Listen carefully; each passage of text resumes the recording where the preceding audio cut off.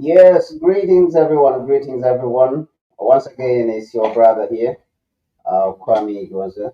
Did you know, by the way, that China recently rejected the International Monetary Fund's advice on its economy? The International Monetary Fund was suggesting a $1 trillion stimulus to China's economy, and specifically to its real estate sector, which has been, of course, under some challenges. And China rejected that advice, outright rejection that they don't need that advice. Now, what does this tell us? Thank you very much for being part of this channel. Thank you, very much for being part of Connect Africa. This is very important that you support platforms like these, which are an alternative. Let me first put on my glasses here so I can see you very well. Now, platforms as these, as Connect Africa, are an alternative to the neoliberal propaganda and lies that have been blanketing the whole, African continent and African world, of course, including the global South. So it is important that we put out our voices out there. This is very, very important, extremely important. Now, we are learning that China recently rejected the International Monetary Fund's advice to deploy over $1 trillion of funds. This is the International Monetary Fund.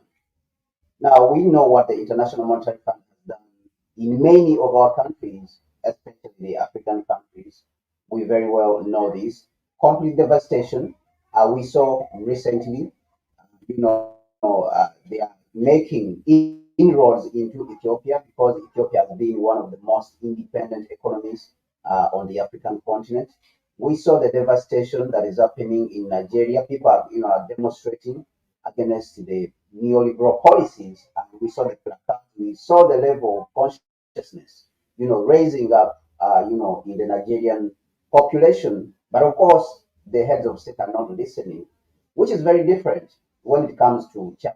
We saw even in Kenya that the people, what they are demonstrating against actually is these neoliberal policies. But unlike the African countries, unlike the global South countries, many of them who just take in everything that the International Monetary Fund says, because the International Monetary Fund in itself is not just an institution, but it's just people, is normal people, educated people who went to school, just like what we have in our countries.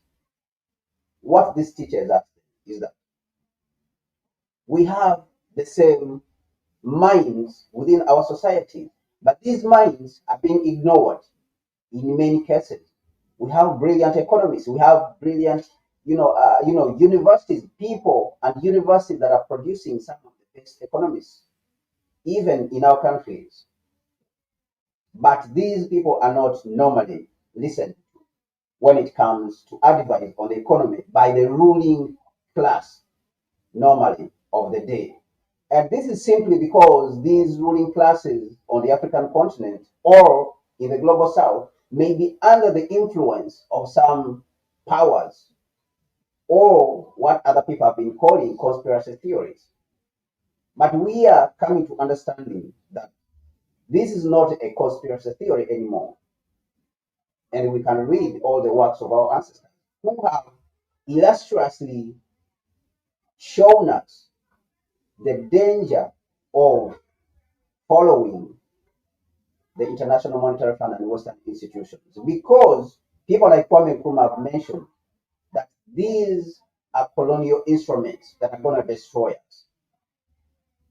So then this gives us an understanding that these institutions are the ones in control of our nation. That is why majority of our heads of state, of our leaders, or the so-called leaders, do not follow our advice and do not seek the advice of our experts in the various countries and across the African continent, and of course in the diaspora, even if you're talking about Jamaica and all these, most of them they prefer following the International Monetary Fund.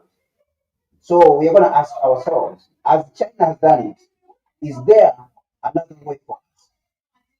And why is that way not always followed? Why is it not always implemented?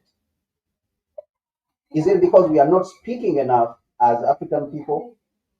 Is it because we are not putting ourselves out there enough and amplifying our voices when it comes to alternative economic policies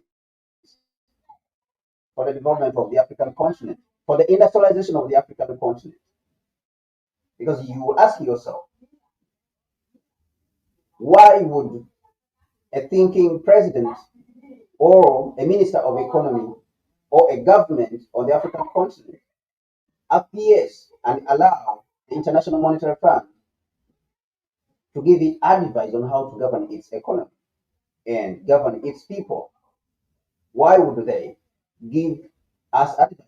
We take it without even questioning, and which looks contrary to China and what China is trying to do in its country, in what it is achieving for its people. Because China has built its economy without the advice of the International Monetary Fund. Then why would China right now say it is going to take the advice from the International Monetary Fund? Now let's see what China did.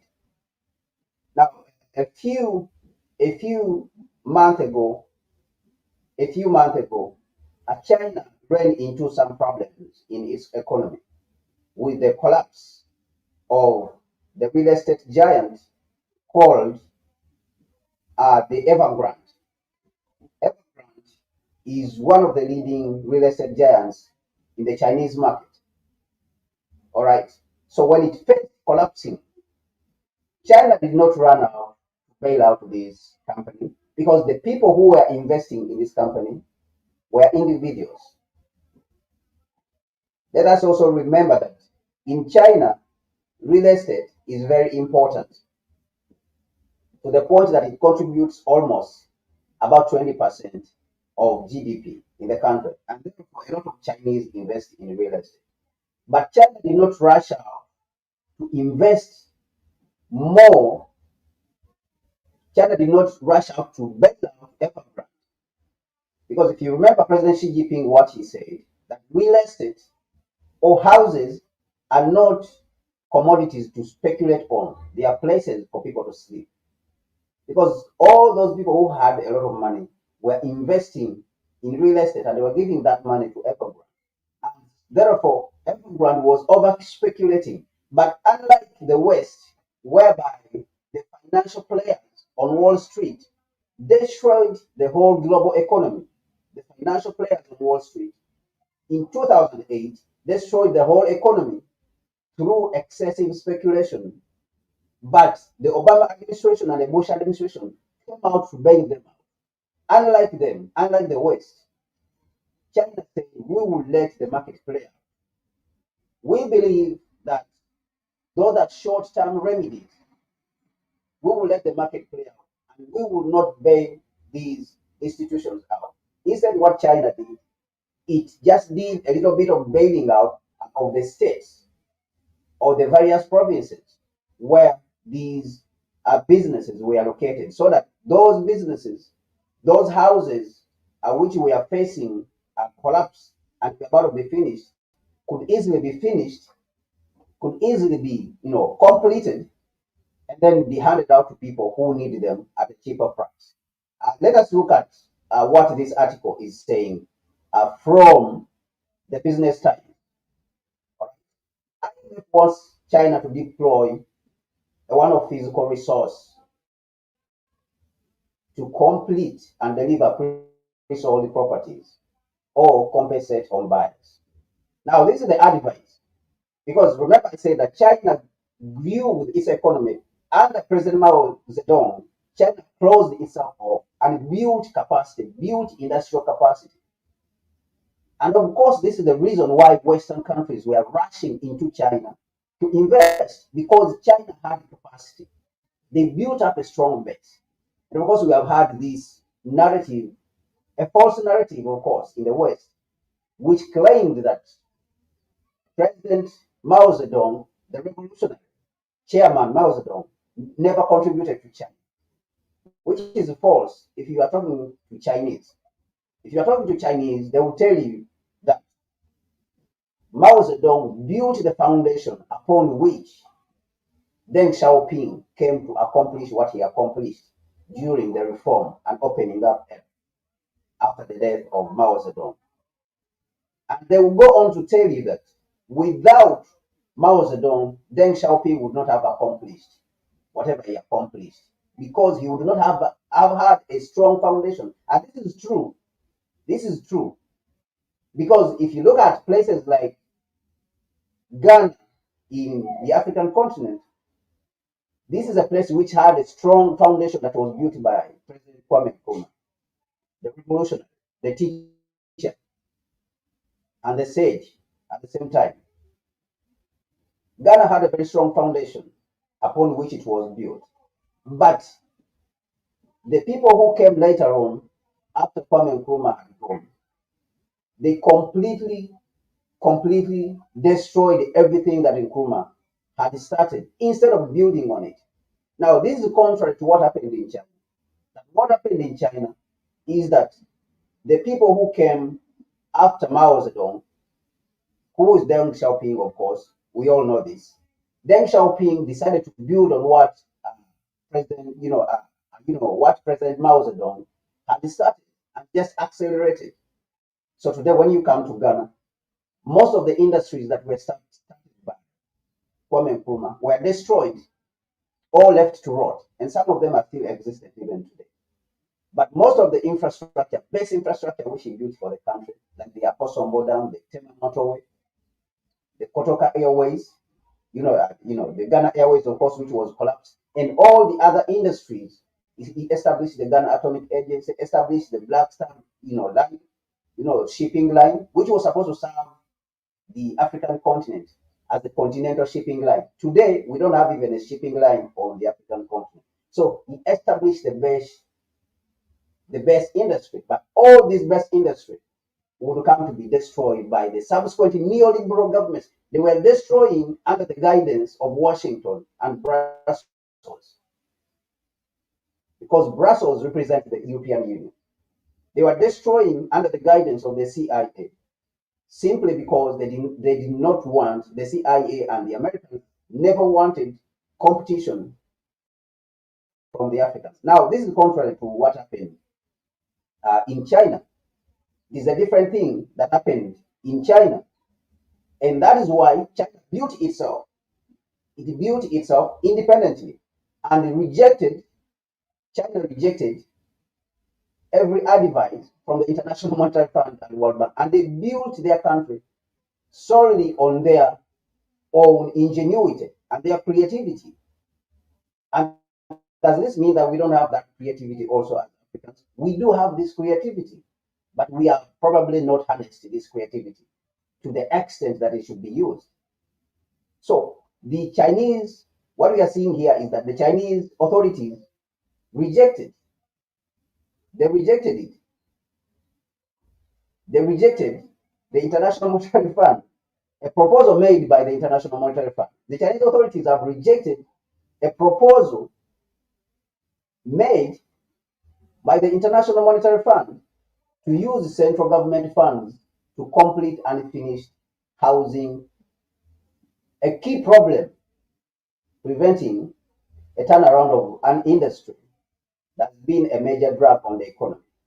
So the IMF is suggesting that what is happening in China is a drag on the economy, but the Chinese don't think so. The Chinese don't think so. All right? The Chinese don't think that this is a drag on the economy.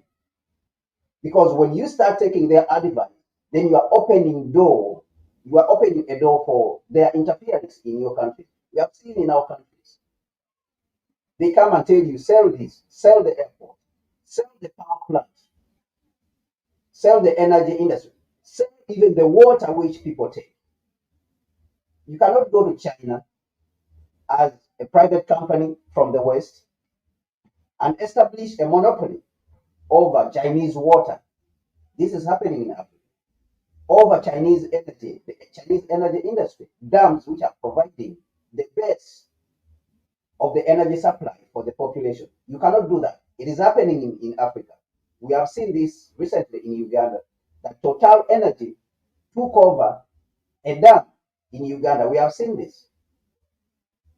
And the World Bank was advising the Ghanaian government to sell the electric generation company of Ghana, a company which is very profitable already.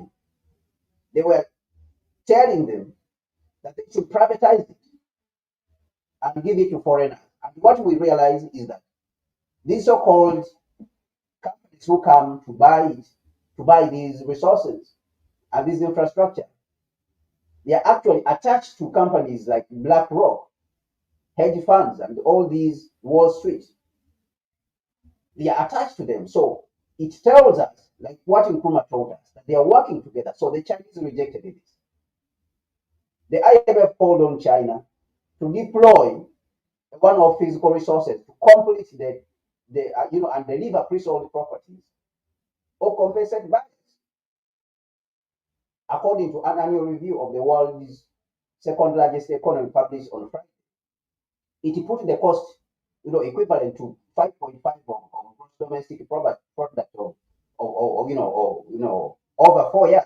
So that would amount to almost 1 trillion based on last year's GDP, according to Bloomberg calculations. So this article actually originally appeared in Bloomberg because Bloomberg published this, and this tells you what we have been mentioning.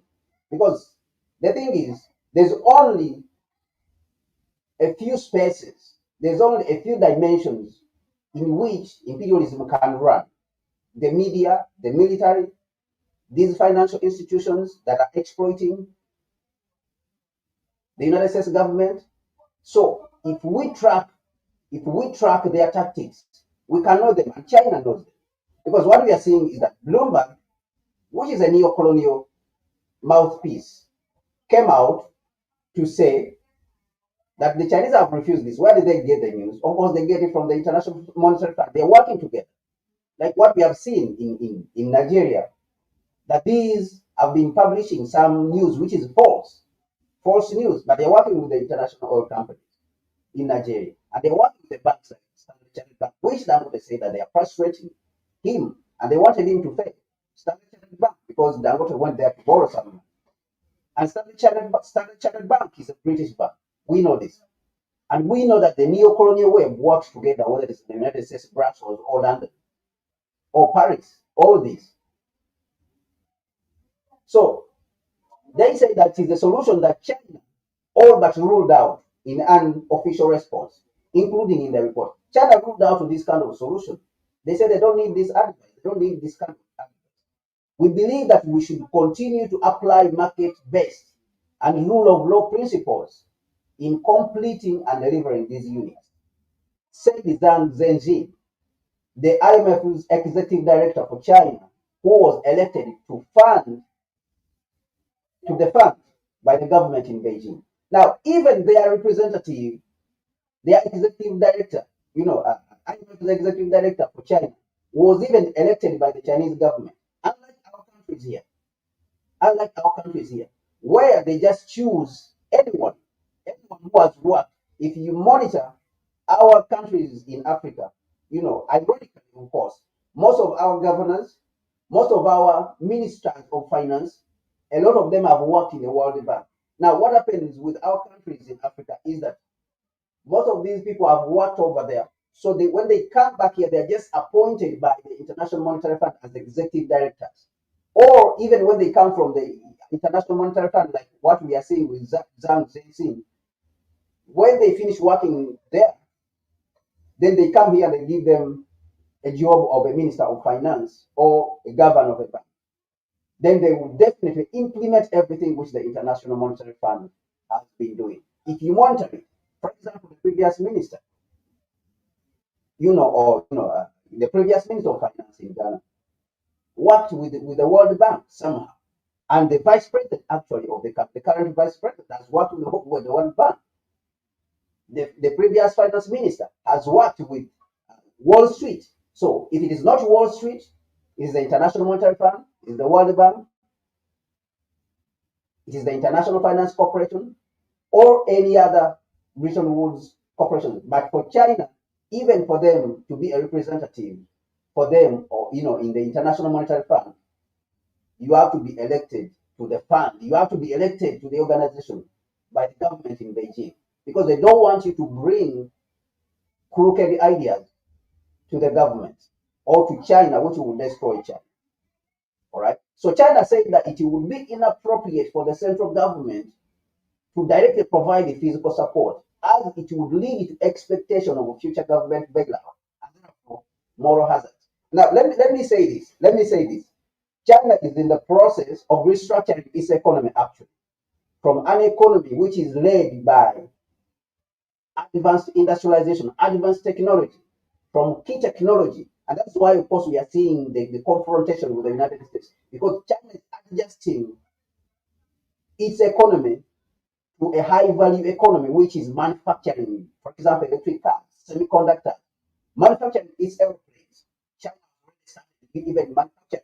Just last week, this very week, China delivered its seventh 70 C919 airplane to China Eastern Airlines.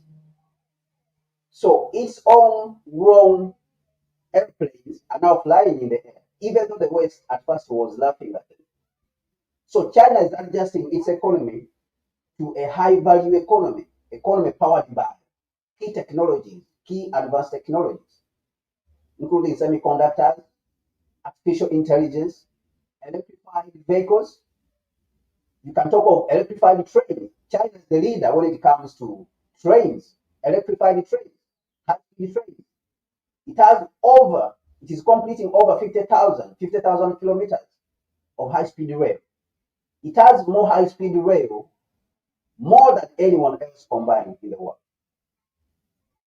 It is the leader when it comes to the world's renewable energy. It is actually the leader when it comes to the key technologies of the industrial revolution, of an industrial revolution, like what we saw in Britain and the United States and all here.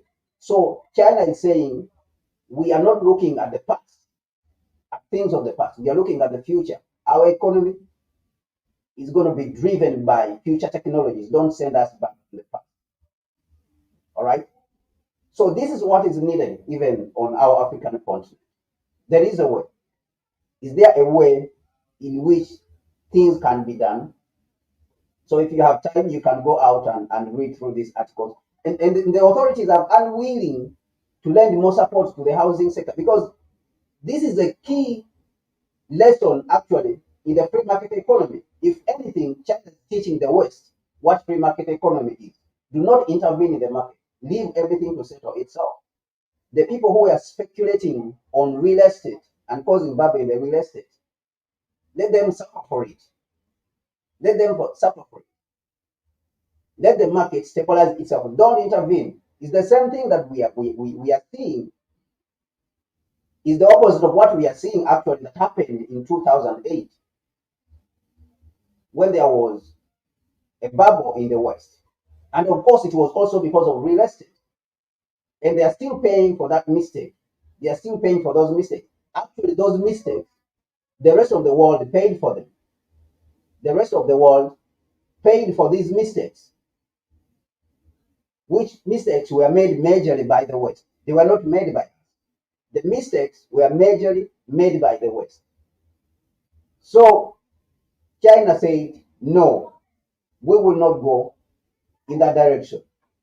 China is saying that we will not go in that direction and we will not take that advice. There's a key lesson here. There's a key lesson for here. That we have to learn. There's a lesson that we can learn here as Africans also. Both for us who are outside here and are agitating for a new African continent, but also for the policymakers in the African countries. Now, for us who are agitating, the key lesson is this. We need to amplify our voice when it comes to alternative solutions for the African continent. There's alternatives, and there is alternative solutions to the current economic policies, the current economic system that is being imposed on our African countries, because that is the reason why we are being held back. The reason we are being held back is because we are applying something that has not worked for us for the last 60 years.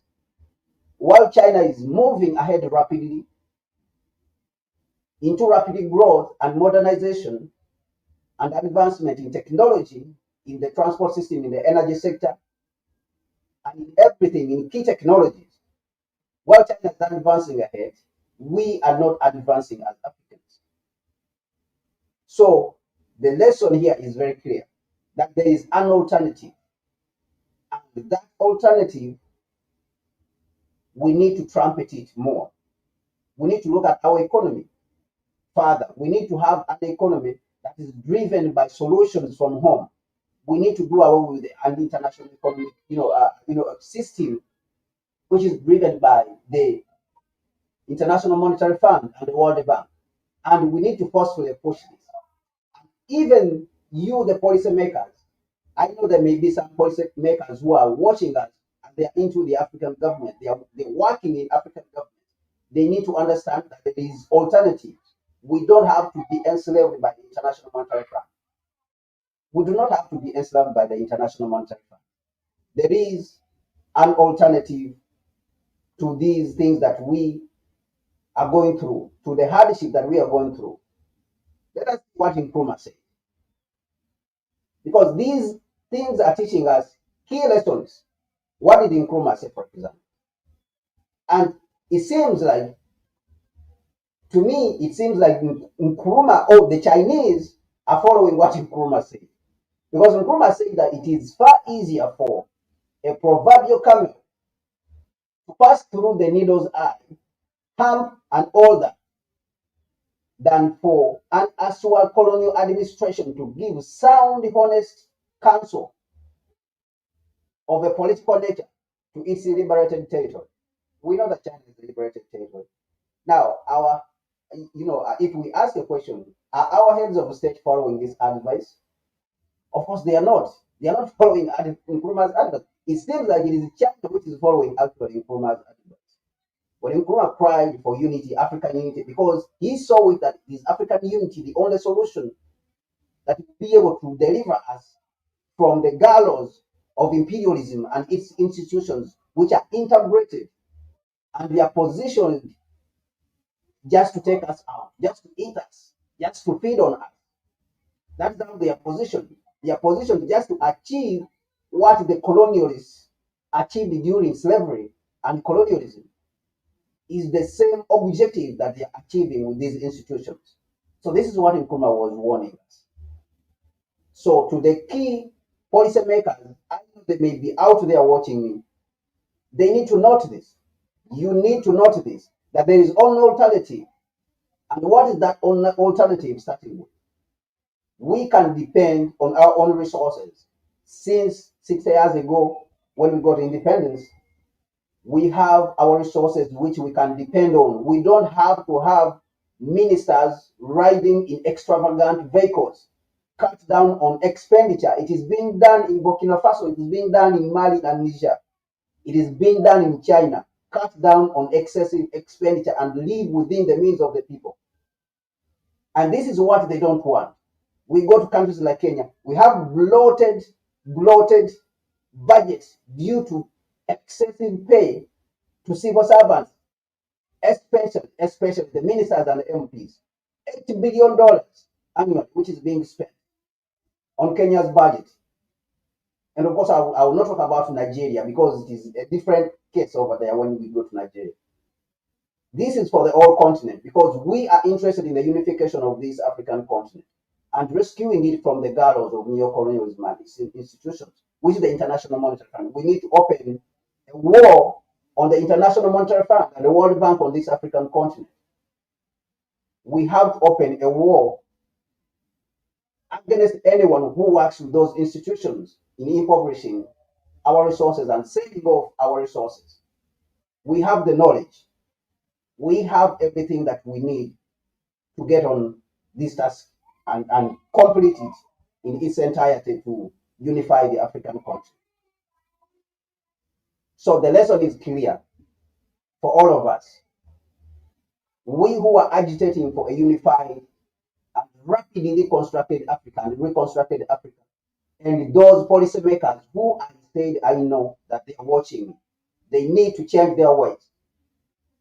The policymakers need to change their ways and need to approach the African economies in a new way, because we are seeing what is being done in other countries, and we have seen China. And Ghana also attempted to go in the right direction, whereby the ministers, some of the MPs rejected the World Bank loan because they saw that it was predatory. It's not going to contribute anything to the Ghanaian economy. This is the attitude. Now, whether it is going to succeed in Ghana entirely, because the government will bring back the bill, will bring back the proposal in the parliament again, whether that is going to succeed, that the MPs will completely throw it out again from the parliament, is another issue. But again, what is the key lesson here?